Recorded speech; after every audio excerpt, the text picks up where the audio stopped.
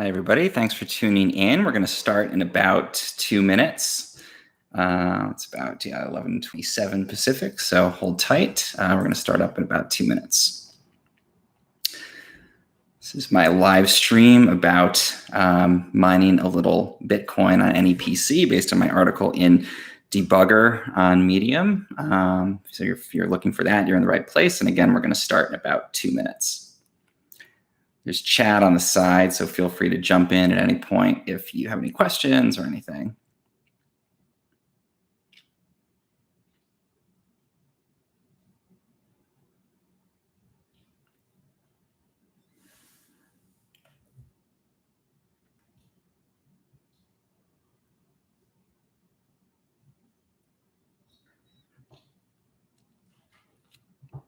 And thank you again. If people are just tuning in here, I'm Thomas Smith. We're going to start in about 1 minute.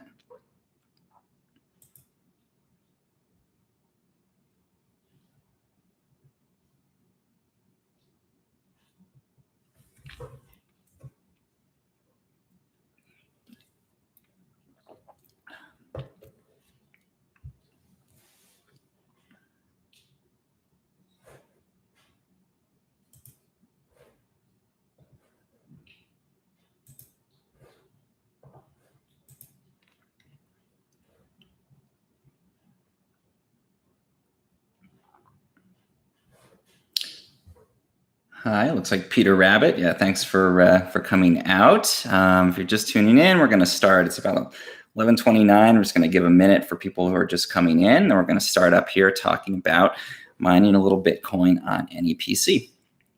Thanks for coming out. The chat, as you can see, is live over at the side. If you have any questions you want to throw in right off the bat, please feel free to do that. Otherwise, yeah, we'll be starting up momentarily. I see some people coming in.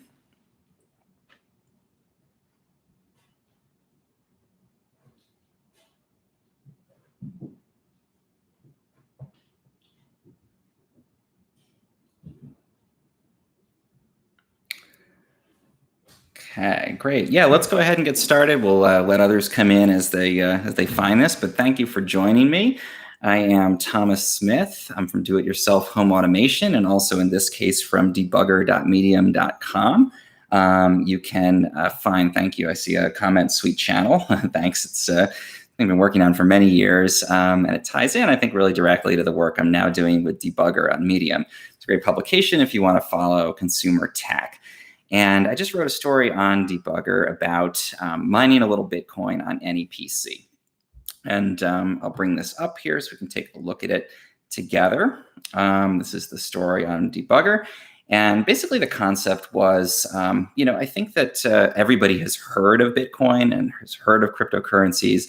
They've been really going crazy recently. I wrote in the piece that as of March of 2020, Bitcoin was at $4,000 per Bitcoin. And then at the end of 2020, it was at $40,000. So it's this really insane run up. Even if you don't mine currencies yourself, even if you've really not done any work with them, you've probably seen this in the news. You've probably heard people talking about it. Maybe you've even wondered, should I get some Bitcoin? Is this, where the future is? Financially, I can't really tell you the answers to those questions because I have no idea. But what I can tell you is that only about 11% of people actually use Bitcoin or other cryptocurrencies. So for all of the kind of discussion and concern and regulation and all of that around it, very few people are actually using it, at least here in America. And I think that's problematic because, again, there's a lot of discussion, but also Bitcoin and cryptocurrencies have a huge, huge impact worldwide. Electrically, the Bitcoin network uses as much electrical power as many countries. It uses more than the country of Switzerland. And at the end of 2020, it was using as much power as a country with the equivalent population of France, Spain, and the UK combined. So about 200 million people. So huge environmental costs to the Bitcoin network. That's just one cryptocurrency. And also huge financial, costs and possibilities there too. So we've seen that, cryptocurrencies like Bitcoin are valued at over $600 billion, billion with a B, as of now. So this is a huge presence in our society, and I think it's a problem that only about 11% of Americans have actually directly used these cryptocurrencies. At the same time, though, obviously there's cause to be a little bit wary of these. You see people who put a ton of money into crypto and then end up losing it all. And you hear stories. I shared a couple links in the piece about that. So I wanted to look at ways that people can get a little bit of experience with cryptocurrencies without, in my way I said it was, risking losing your house. So to be able to check them out, to get some hands-on experience with using them, trading them, and in this case, actually creating them.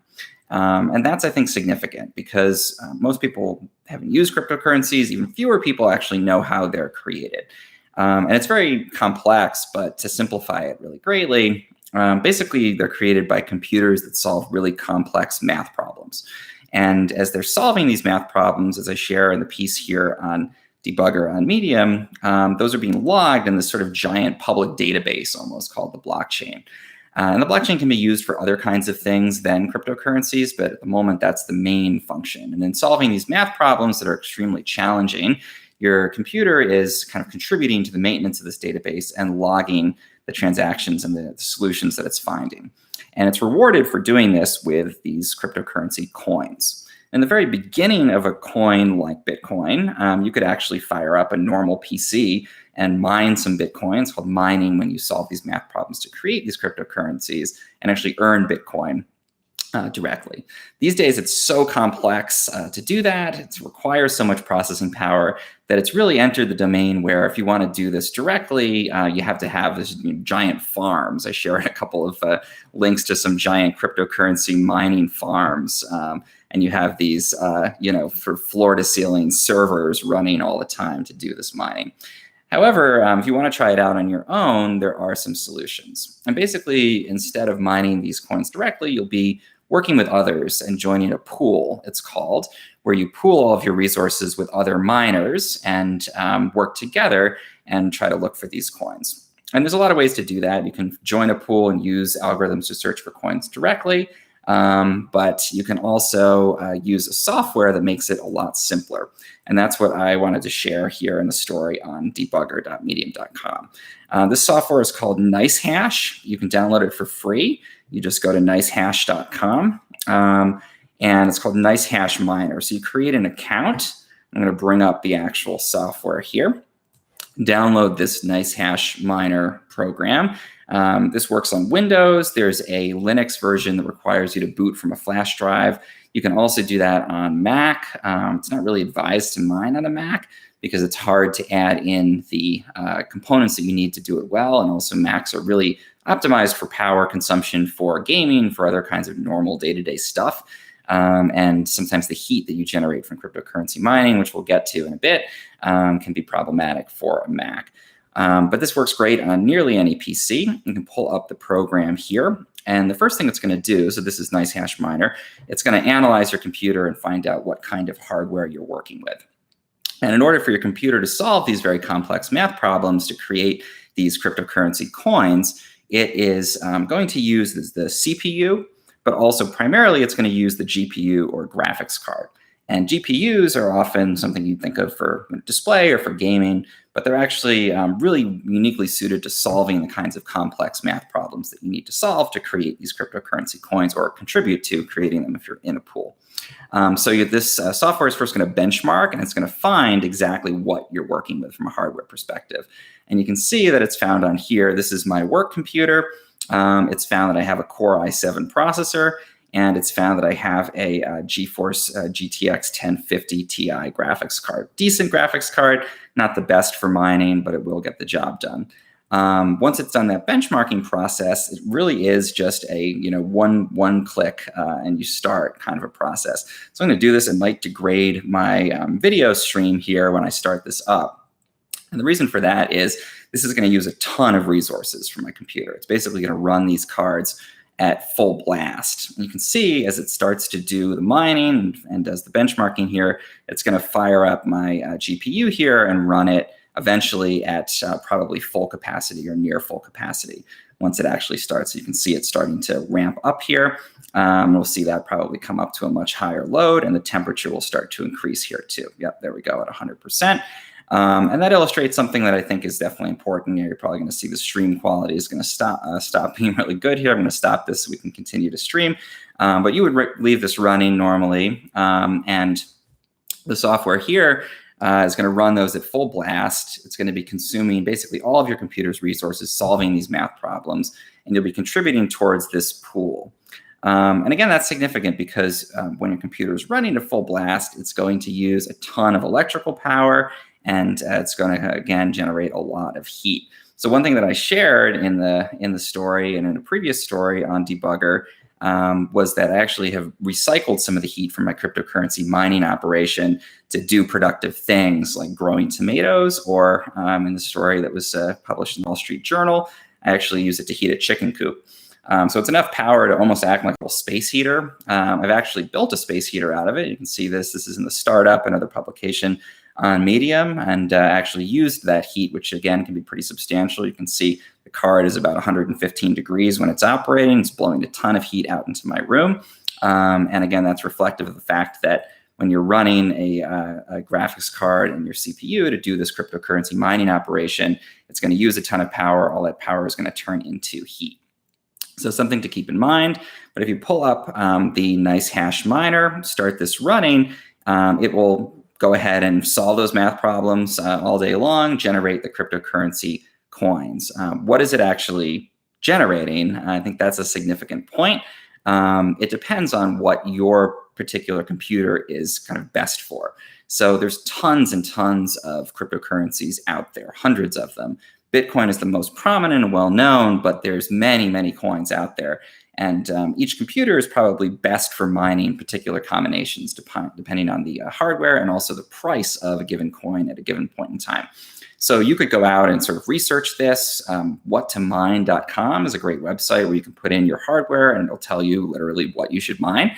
And that can be helpful, but you can also let Nicehash kind of decide that for you. So when you press start mining in the program, again, it's a one-click operation. And in the background, it's going to be determining the best coins to mine for your particular computer. And then it's going to mine those coins for these pools. And that's all happening in the background. You really don't have to worry or care about it. But it's going to do that. If you look, when you actually do start it, you will get a screen that'll come up and show the actual mining operation in a console. So you can actually see what it's doing in the back end. And just a quick note, this is live. So if you have any questions, please feel free to put them into the chat on the right. I'm happy to answer them. Thank you, Peter Rabbit, for chiming in here and kind of narrating along. Really appreciate that. Yes, once you start this mining, it will run that in the background. What you'll see ultimately is your current profitability. And because it's mining all these different coins, it might be a little bit confusing because what you get paid in is actually Bitcoin. So you're contributing to pools for different coins depending on what's best for your own hardware and your own computer configuration. But ultimately, it's going to pay you in Bitcoin. So it might feel like you're mining Bitcoin. I say in the piece that you're mining Bitcoin, but technically someone has pointed out, and I think it's true, you are mining kind of for Bitcoin. You're mining using your resources to mine a variety of different things, and then you're being compensated in Bitcoin. And you can see when you start this mining operation what your profitability is per day in Bitcoin. And that'll depend on, again, the power of your computer and also on the current prices of these cryptocurrency coins on the open market. And you'll see that number. And if you leave your computer running all day, you'll start to see some balance build up here. Then you can sign into the Nicehash website, and you can actually transfer the money back out to an actual wallet for holding these cryptocurrencies. And then you can subsequently convert those over to fiat, which is what crypto people call sort of traditional currencies like the US dollar.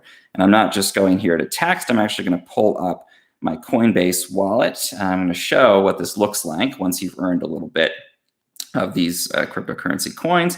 So here's my own wallet here. I currently have $333 worth of Bitcoin. When I started the experiment that I wrote about in my debugger piece, I had earned about $130 worth of Bitcoin. So this sort of crazy up and down motion that we've seen has actually made me about $200. And that's one of the things I wanted to point out in the article, is that, if you're doing this on a normal computer, you can see when I mine here on my work PC, I'm only generating about 31 cents per day. So I'm not making a lot of money from these coins. Even if you run a computer that has a more powerful graphics card, something that's souped up a bit more, which again, I'll get to in a second, you're probably not going to make a huge amount of money from any PC you have sitting around your house. My main cryptocurrency mining computer, the one that was written about in the Wall Street Journal here, uses a NVIDIA GeForce GTX 1070 graphics card. And with it running to full blast, it generates about $1.80 per day. So then we're getting up into, a substantial $50 a month to let that sit and run in gross revenue. And if you wanted to boost that more, you could install additional graphics cards. Again, you're probably still not going to make a huge amount of money from this. Made a couple $100 from it, again, gross, which we'll get to in a bit. You can see it's just been kind of an interesting experience, I think, to watch these random fluctuations in the market. And as I shared in the piece, I think partially because I'm not risking a lot, it's actually kind of fun to watch my tiny bit of Bitcoin kind of fluctuate as the markets go up and down. And really, I think that's the ultimate point here is, by using software like Nicehash, you're not going to make a fortune on Bitcoin, or at least you probably won't, but you're going to get a lot of really great hands-on experience with using these cryptocurrency coins, because you'll start to understand, I think, more, how they're created, the mining operation. You'll start to understand more the trade-offs, for example, that it is using a ton of electrical power. I mean, if you leave your computer mining these all the time and then check your electrical bill, I guarantee you're going to notice a change, and you're going to notice that this is a resource-intensive operation, which I think is important because, again, at the global scale, it has these huge environmental costs that we should all be aware of. You'll also probably, generate a little bit more knowledge of how to trade these, how to transfer them to actual fiat money, and just a lot more experience with the kinds of coins that are out there, what your own PC is capable of. And as I shared in getting into this a bit more, I found I was starting to, if not necessarily kind of buy into this fully as a profit-making operation, to at least start to get curious and to experiment with some different ways to learn a bit more. And a couple ways you can do that is to build your own mining PC. So I shared a lot more about that in my article about the cryptocurrency space heater. Let me see if I can actually drop some of these into the chat. Again, this is live, so if you have questions, feel free to chime in here. I'm going to share this one as well, so you can see the original article in Debugger if you want to. So I built this custom PC to do this mining operation. I'm going to see if I can pull up. I actually have it running outside now, as I shared in the Wall Street Journal, and I'm going to see if I can get it here for us to have a quick look at. I think it's my team viewer is acting up at the moment. We'll see if we can pull it up in a minute. But again, it's generating a little bit more, about $1.80 per day. I also experimented with underclocking and overclocking my GPU to save power. And again, this is really significant. I've been sharing the gross amount that my computers are earning from doing this little bit of cryptocurrency mining. And it's important to consider, though, that that's the gross revenue. That's not my profit. And a couple of people pointed this out very helpfully and asked questions about it. I'm going to get to reader questions here in a second. A lot of people said, I want to know the electrical cost. So thank you to, I think it's Debesh here, for asking about that. A couple other people said, great, but what's your net profit? And that's really important to consider, because I found that when I run my computer at full blast to do mining with Nicehash, it actually ends up using about 200 watts or even a little bit more of electrical power. And that's pretty significant. That's like, running, 200 watt incandescent light bulbs throughout the day. And it's going to use a lot of power. So one thing that you want to keep in mind is how much are you paying for that electrical power? And in California, our electrical power is expensive. So where I am in the Bay Area, we pay up to about 30 cents per kilowatt hour for electrical power, which is a lot. So let's pull up a calculator here and we'll just run through these calculations. So again, I said, my main computer mining there with the 1070 graphics card is making about $1.80 per day. And I'm going to clear this calculator here. And then let's look at, so it's running about 200 watts, 24 hours a day, 4,800 watt hours. I'm going to divide that by 1,000. So it's burning through 4.8 kilowatt hours per day of electrical power. My marginal rate for electrical power in California, again, is about 30 cents per kilowatt hour. So I'm costing myself $1.44 per day in electrical costs there. So my actual profit is not $1.80, it's $1.80 minus $1.44. Which I'm not going to try to do in my head, is 36 cents per day. So I'm not making a lot of money, in net profit. I wasn't making a lot in gross. It's about $60 or $50, $60 a month, but I'm making even less when I factor in my costs. So it's important to consider costs. A couple things to keep in mind, though. Your costs may be very different than mine. If you live in an area with cheap electric power, then it can be a lot more profitable for you to do this kind of mining. So where I grew up outside of Philadelphia, electrical power is about 10 cents per kilowatt hour. And that's where you start to see more profit. So if I'm making $1.80 and I'm spending, in that case, would be about 48 cents a day, I'm really actually making a bit more profit. And if I added more graphics cards, I could scale that up and still remain profitable, at least with today's cryptocurrency prices. So you can see how electrical power makes a huge, huge difference in the cost. I see why is nobody coming? So we actually have a few other people tuned in here. I just think thanks for that question, Peter. I think people maybe aren't asking questions, or they may be streaming from other platforms. But I see a viewer count, and we're looking good. So thanks for asking about that. Also, another thing to keep in mind: this stream and all of my live streams about my pieces on debugger.medium.com will be available on my YouTube channel, and also I'll be posting them on Medium. So if you think this would be interesting to a friend, or you want to refer back to the recording, or you want to tune in to a future live stream and you don't make it out in person, those will always be there for you to review after the fact.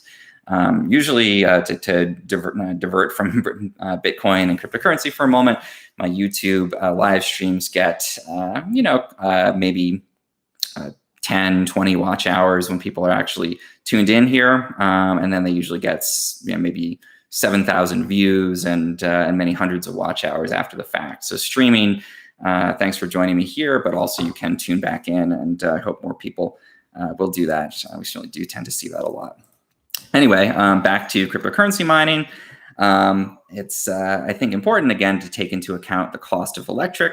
It's also important to take into account other costs. So there is a concern that if you do this mining operation all day long with Nicehash or with other kinds of mining systems, then you're going to be probably heating your computer up quite a lot, and that might contribute to a kind of running down over time, create more wear and tear, particularly if you're not cooling it effectively, or if you're not building your cooling so that it's optimized for this kind of mining.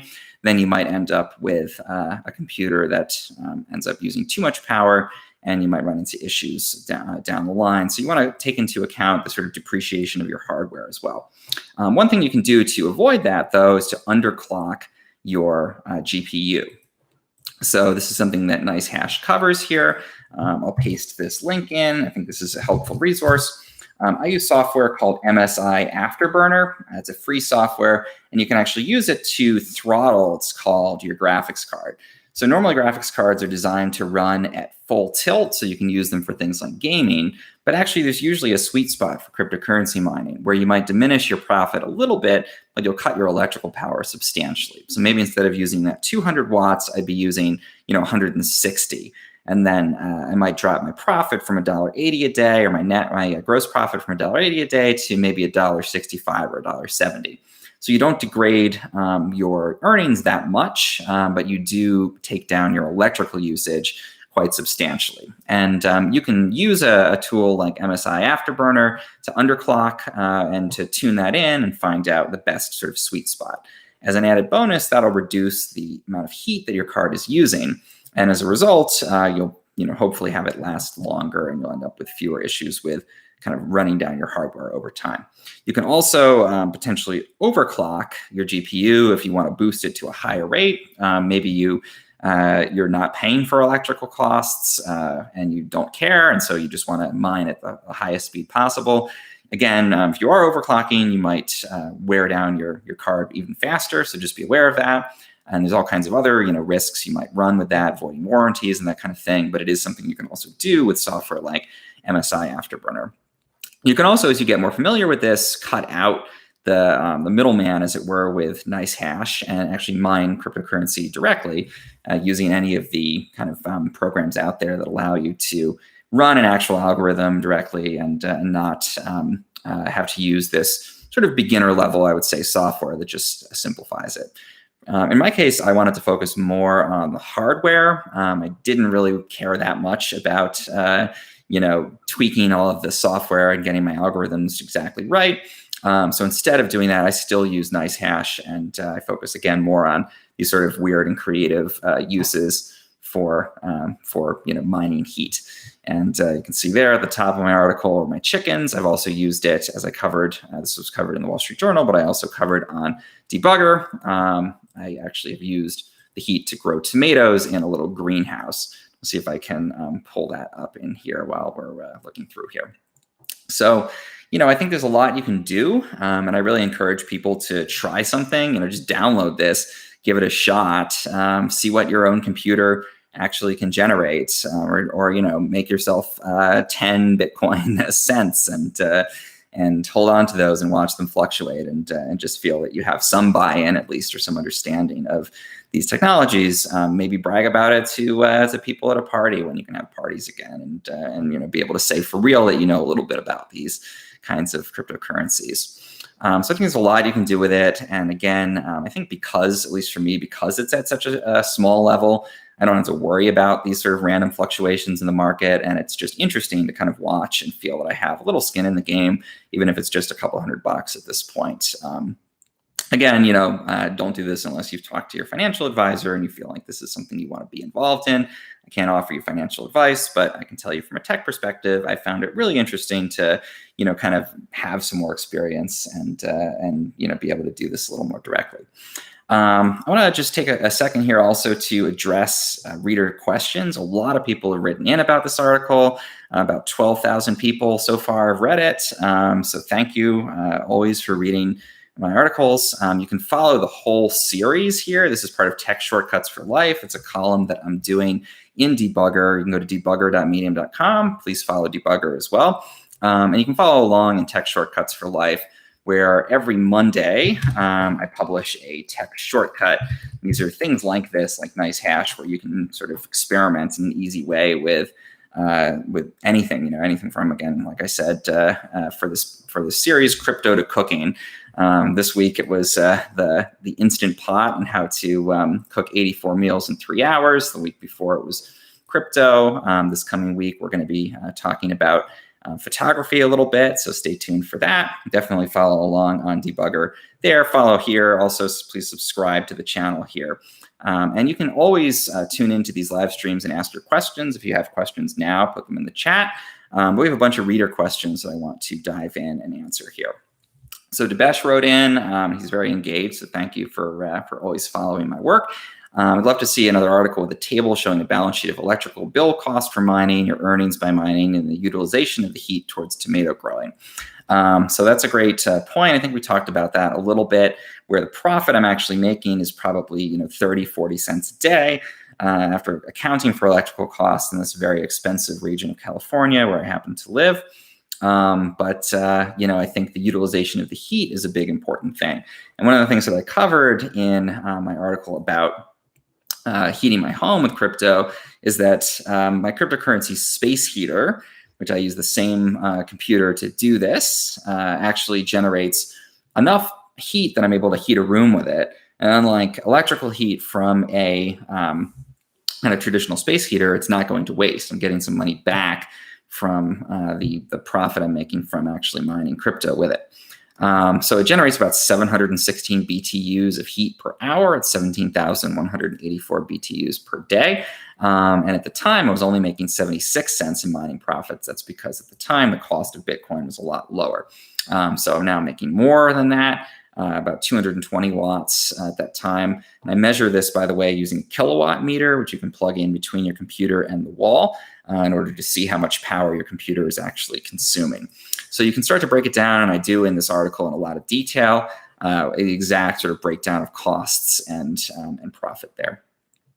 Jason said, it's important to note that you're not actually mining Bitcoin, you're renting your PC's hashing power to other miners on Nicehash, and Nicehash is paying you in Bitcoin. Yeah, that's a great point. I think, probably exactly accurate to say how to mine for a little Bitcoin on nearly any PC, or how to create some Bitcoin, because you are, getting paid in Bitcoin.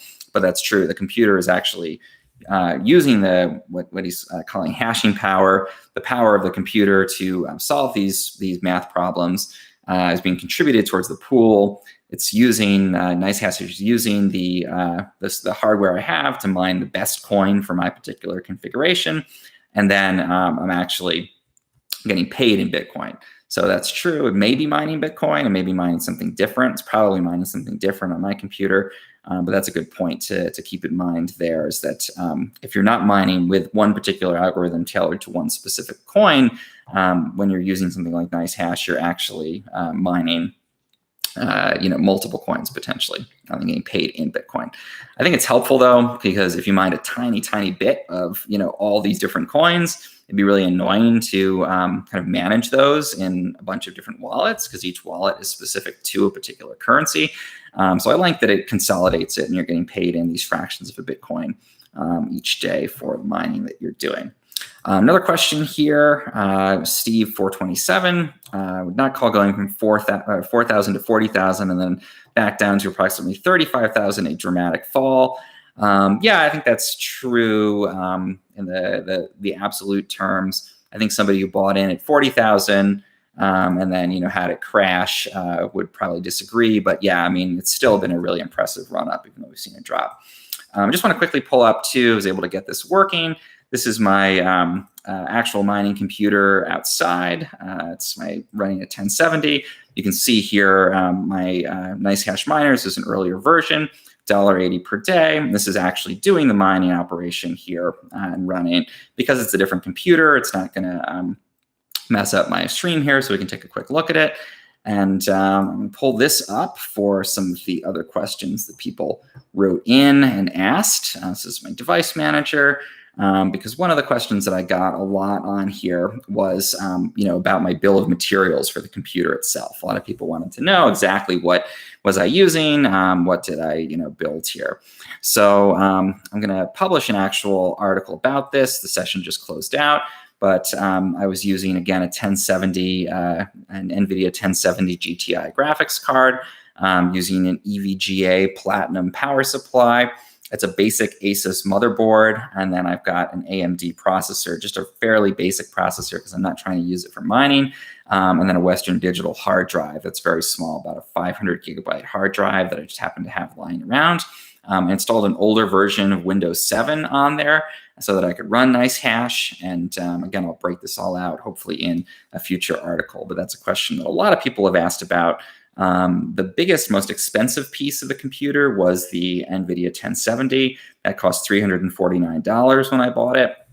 The whole computer was probably somewhere around, I can't remember exactly, but maybe $400 to $600. So you'd have to mine for a bit to make back the cost of the computer. But again, for me, it was more about running these experiments. If I was going to do this for real, I'd probably load it up with a bunch of 1070 graphics cards, because you can put multiple cards into a single computer, and that would mean that I'd be making probably a lot more in profit, and I'd pay back my costs potentially more quickly.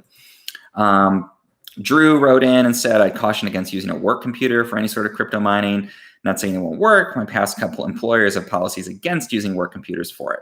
Yeah, that's a great point. When I say work computer, I own my own company, so I'm the boss that I'd have to be worried about. I'm fine with me using my work computer, but if you work for an employer, definitely I would, as Drew says here, be leery of using your work computer for anything that's not directly related to work. I would say, though, one thing that people do, and another thing to keep in mind is, people do try to do this so that they can get free electrical power. I've heard of people installing computers at their office to mine, and hoping nobody notices. Obviously, you're going to run into problems potentially with your employer with that. I've heard of people doing this in dorm rooms where they're not paying for power. People definitely do that, but obviously don't abuse that, and make sure that you're following the rules. I would hate to see people get fired or kicked out of a dorm room for overusing the electrical power. That said, there are some situations where your electrical power might be free. And the best example of that I can think of is if you have solar panels on your house. A lot of people here in California do, and you're generating a lot of excess electrical power. So say you're generating more power than you actually use through a process called net metering here in California, you're probably selling that back to your utility. And they're probably paying you almost nothing for it. I think PGE pays about 4.5 cents for net metered power per kilowatt hour. So that's really, really low. And if you use that power to mine crypto instead, again, you can see, it's basically free power. It costs 5 cents per kilowatt hour. If my mining operation was bringing in $1.80 per day in gross profit, I'd be making $1.75 from that mining operation, because my power from the solar panels would be, basically effectively sold at a much higher rate than that 5 cents or 4.5 cents that PGE would give me. So if you do have solar panels and you are generating excess power, that might be a cool way to use it and to actually profit from that. I don't know that I would put on extra panels to have excess power for mining, but maybe some people would want to do that. And I've actually explored that in another piece in the startup. I don't have the link right here, but you can search for solar crypto, and I've done some experiments with that too. Also, better environmentally, I think, because you're using green power to do the mining. Here in California, all of our electrical power actually comes from green sources. So if I am using that power to do mining, I'm not contributing to climate change. I'm actually probably creating more opportunities for green power use. But that is why it's so expensive. So probably best thing is if you live in a place with good hydropower and it's green and also cheap and plentiful, then you might find that your mining operation is genuinely profitable, even using power directly from your utility. Next question here. It's important to remember that trading cryptos is not free. There are fees for you to purchase and exit. There'll be several percentage points on both sides. Yeah, that's definitely true. So if you're only mining a tiny bit of these currencies, you're probably going to lose some money to those transfer fees. Again, for me, it's not really about making a lot of profit. It's just more about doing the experiment, doing the learning, and being able to get some hands-on experience. But that is something to keep in mind if you scale this beyond the point of something very basic. James Crawford said, thanks for the tip. Not only earning a fortune with my Nicehash deployments, expecting me no stranger to cryptocurrencies. I'm still making more than what my computers are consuming for electricity costs. Not even mad. Another bonus is I'm able to keep my spare room warm without firing up the baseboards. Baseboards being baseboard electric heaters. So that's a great point. Thank you, James, for trying out Nicehash and doing some mining of your own. I don't know if you did that in response to my article, but if you did, thank you for diving in and testing this out. And that's a great point about, again, keeping your spare room warm. If you check out the article about my mining and use of heat in the Wall Street Journal here by Sarah Needleman, she talks a little bit about other people who are doing that deliberately. They're actually using either gaming PCs or crypto PCs to keep their homes warm in the winter. And again, that's something I talked about with a ton of detail and math and calculations and such here in the startup, and photos and all that. So feel free to check that article out if you want to learn a little bit more about that. But yeah, it's definitely something that people are doing. And I'm glad to see, James, that you've tried that out and you're finding it to be profitable. There's one comment here. This is Monero mining. It's probably, yes, one of the coins that Nicehash is mining in the background. Also, software injecting its DLL files to the Windows system. Don't use it. Thanks for that perspective. Obviously I can't weigh in and tell you that any particular software is 100% safe, but I can definitely share my experiences, which has been that this has been a positive experience, but obviously do your own research before you install anything on your PC. Seymour says, thanks for reading, Seymour. Podim, I'm not sure how to pronounce this, but Podim says, I don't have to use my electricity. It still seems pretty small reward for making my CPU. I assume this is dumber. Yeah, that's a point I think that's really, really important. That's getting to the question of whether this is worth it in terms of the wear and tear on your computer. I don't personally find that my PC is slowed down really from doing this. I, again, had underclocked the GPU, so I don't think I'm generating a ton of power or generating a ton of heat, rather, because I'm not using a ton of power. And I think that that's probably helped it to stay pretty good over time. But it's definitely something that you should keep in mind. Also, another thing, as you saw earlier, when I ran Nicehash here on the computer I'm using for streaming, it degraded my stream and my performance there because it does use basically all of your computer's resources. So it's not something you want to kind of leave up in the background while you're doing other work. Maybe for some things, if you're just listening to music, typing a Word document, you should be fine. But if you're trying to use this while you're actually using your computer for something more significant, you're probably going to find that it's super slow, as if you were running a game and then trying to do something else on your computer at the same time. Thank you. Nice introduction. Good information. Thanks. Yeah, for this Tech Shortcuts for Life series, we're trying to share a lot of information in a really, really short article. So this one, I forget the exact length, 5-minute read, trying to get through every piece of what cryptocurrency mining is all about. It's hard to do that, so we try to keep them as short and as simple as possible. And I try to link to as many different resources as I can when I'm doing that. So follow the links in here. I try to share a lot of resources where you can get more information, and try to just keep the articles themselves streamlined and fun to read. Let's see. Got Dan's Gardening saying thanks. I will give it a try. Great. Let me know there if you how it works out for you. Jamie Bullock, interesting piece. I'd love to read a follow-up where you look at net profit from the process after taking into account energy cost and trading fees. Again, that's a great point. I think we talked about that a little bit, but I'm hoping to break out an exact bill of materials for the cost of building the PC in the first place, a breakdown of the power usage and costs as it's mining, the profit I'm generating, and then the exchange fees, so you can see the exact details of my mining operation. I'll also look probably at the savings from using the heat from the mining to do productive and useful things. Again, I went into a lot of that detail on that piece that I'll try to pull up here about heating my home.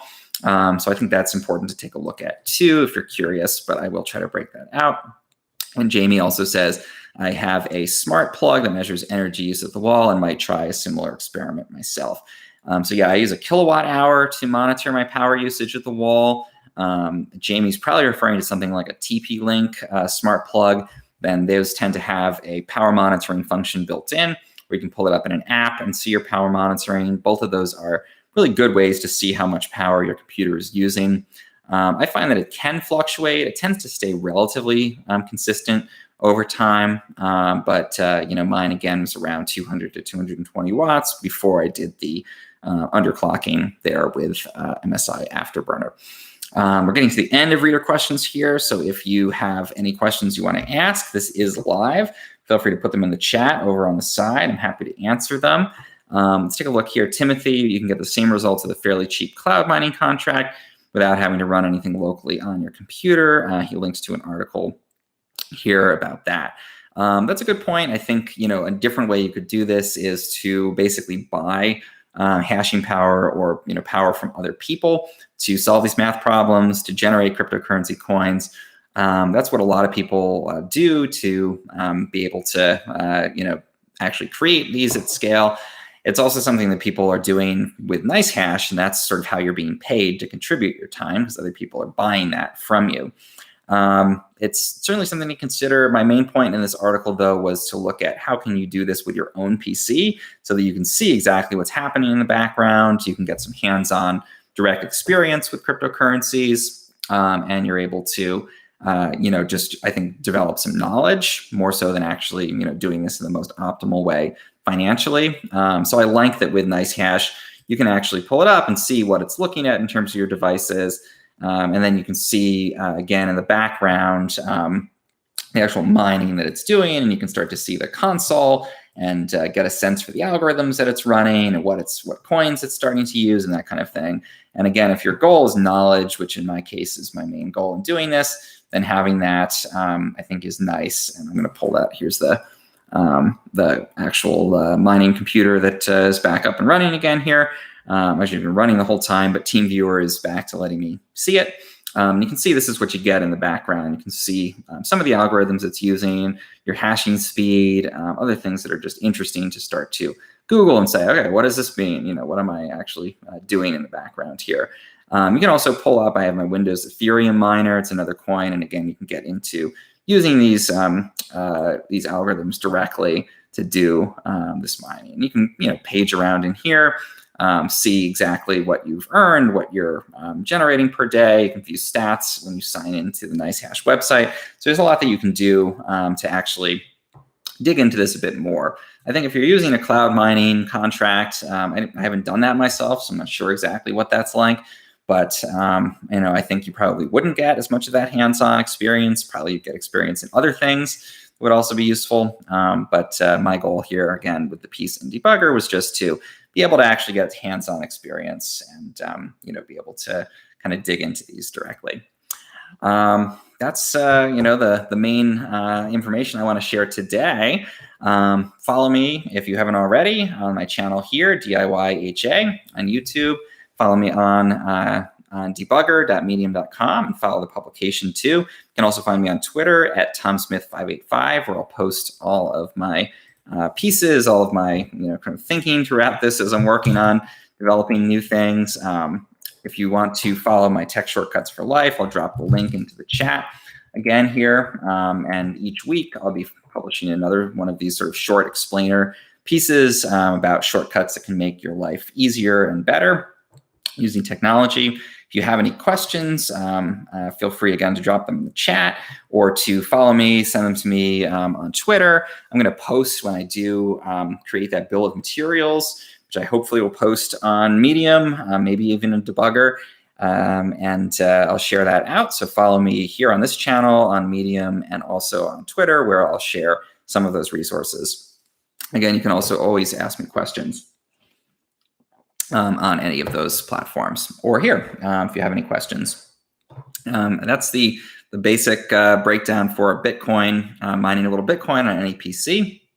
If people have questions about other articles, I just want to highlight quickly a little bit of my work that's come out this week. So you can follow me along here if you have questions about any of these topics, in more detail. Also, you can ask me in the chat. I'm happy to talk about anything now that we're done. And one thing that I'll probably be doing down the line here is actually going into a little bit more of just a format where you can show up and I'll talk about what I've been publishing in the last week. One thing I've been working on recently here, and it should be in Debugger, but also let me pull up here on 1.0, another publication that I write for on Medium. I'm going to go to my profile here. It's medium.com/@TomSmith585. Today, I just put out another piece about a really interesting new report. This literally came out from Mozilla. I just published this in 1.0, probably about an hour ago, 1 hour ago. And this is a piece about Mozilla looking at the internet's vital signs and telling us what they found, which is concerning. It's a really interesting, really detailed report from the Mozilla Foundation. Please come along, check that out. I think they did really great work there, and I'm happy to be able to be there and sharing it. The report just came out today, so this is literally hot off the presses. I also did an experiment this week about fooling facial recognition systems with sunglasses. And some people have written in and said they're a little confused by the headline here on this article, but if you scroll down, what I did was actually to show that if you combine a face mask like you would wear for COVID-19 with sunglasses, then you can actually fool a lot of facial recognition systems and make your face actually invisible to a lot of facial recognition systems. Like if you're out protesting or something and you don't want to be visible to these systems. I tried all different kinds of masks. I found they didn't do any good alone. These systems are able to detect your face even with a mask on it. I even put Tom Cruise on my face, and it still was able to find me and make a good comparison. However, I found that combining sunglasses with a mask actually tricked these systems an amazing proportion of the time. So follow me again at 1.0 there. And finally, I'll take a look back at my piece at the beginning of this week. Again, in actually one more here. This is really interesting. Why our brains love physical buttons. I'm a neuroscientist by my original training. So I love to talk about neuro and how it relates to products. And the last one I'll share here is in debugger.medium.com. This is my piece about using the Instant Pot and cooking 84 meals in 3 hours. So if you're intrigued by that headline, here's the piece you can go in and see. And I'd love to do a live stream in the future of cooking, 84 meals in 3 hours live. If people want to tune in for a live stream that's that long. I'm happy to take any questions people might have about my Bitcoin piece, about my crypto tomatoes or chickens, or any of my pieces on Debugger or on 1.0. And otherwise, drop those in the chat now if you still have them. Otherwise, I will be live streaming hopefully every week, doing a live stream about my articles on Medium. And again, you can follow me at debugger.medium.com. You can also go to medium.com/@TomSmith585. Follow me on Twitter. It's twitter.com/TomSmith585. You can follow me here on my YouTube channel just by subscribing at the bottom if you're watching this on YouTube Live. Follow along and check out the rest of my series, Tech Shortcuts for Life, and the future pieces I'll be doing there. Thank you so much for joining me for this live stream.